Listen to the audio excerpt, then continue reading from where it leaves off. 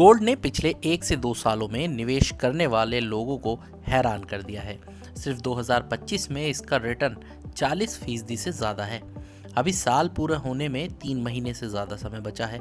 अगर गोल्ड की कीमतें इसी रफ्तार से आगे भी भागती रहीं तो निवेशकों को साल के आखिर में जश्न मनाने का बड़ा मौका मिल सकता है।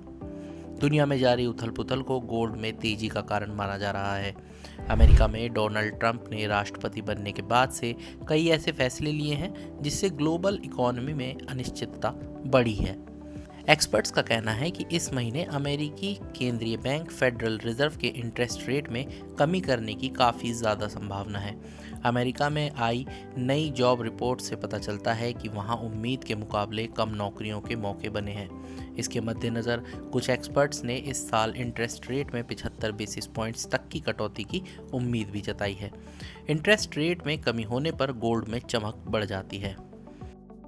पिछले कुछ हफ्तों से गोल्ड की कीमतों में जारी उछाल की वजह अमेरिका में इंटरेस्ट में कमी की उम्मीद बताई जा रही है। इंटरेस्ट रेट घटने पर इन्वेस्टर्स की दिलचस्पी गोल्ड में बढ़ जाती है। इन्वेस्टर्स कम रिटर्न वाले बॉन्ड्स से पैसे निकाल सोने और शेयरों में लगाने लगते हैं। इससे सोने की कीमतें बढ़ने लगती हैं।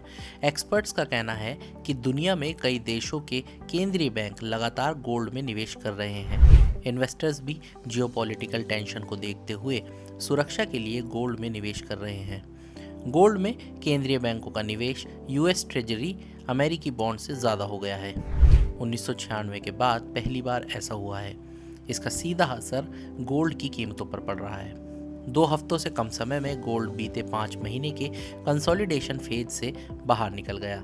खास बात यह है कि छोटे देशों के केंद्रीय बैंक भी गोल्ड में निवेश बढ़ा रहे हैं। हाल में एल सल्वाडोर के केंद्रीय बैंक ने $5 करोड़ के गोल्ड खरीदने के बारे में बताया है। पोलैंड का केंद्रीय बैंक भी लगातार गोल्ड में निवेश कर रहा है। पोलैंड अपने केंद्रीय बैंक के गोल्ड में निवेश की लिमिट 20% से बढ़ाकर 30% करने पर विचार कर रहा है।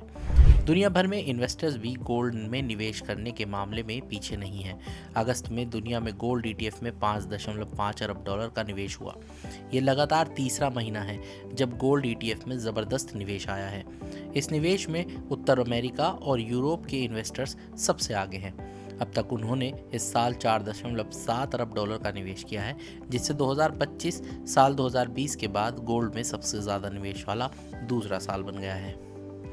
गोल्ड में इन्वेस्टर्स की बढ़ती दिलचस्पी की वजह से गोल्ड ETF के एसेट अंडर मैनेजमेंट बढ़कर $407 अरब पहुंच गया। वर्ल्ड गोल्ड काउंसिल के मुताबिक गोल्ड ETF की गोल्ड होल्डिंग 3692 टन पहुंच गया। इससे गोल्ड ETF की गोल्ड होल्डिंग नवंबर 2020 के 39,219 टन के ऑल टाइम हाई से सिर्फ 6% कम रह गई है। एनालिस्ट का मानना है कि वैश्विक अर्थव्यवस्था में अनिश्चितता को देखते हुए गोल्ड के $4,000 प्रति औंस तक पहुंच जाने की उम्मीद है। गोल्डमैन सैक्स का कहना है कि अगले साल के मध्य तक गोल्ड $4,000 प्रति औंस तक पहुंच जाएगा। इसका मतलब है कि इंडिया में कीमत 1.27 लाख प्रति 10 ग्राम तक पहुंच जाएगी।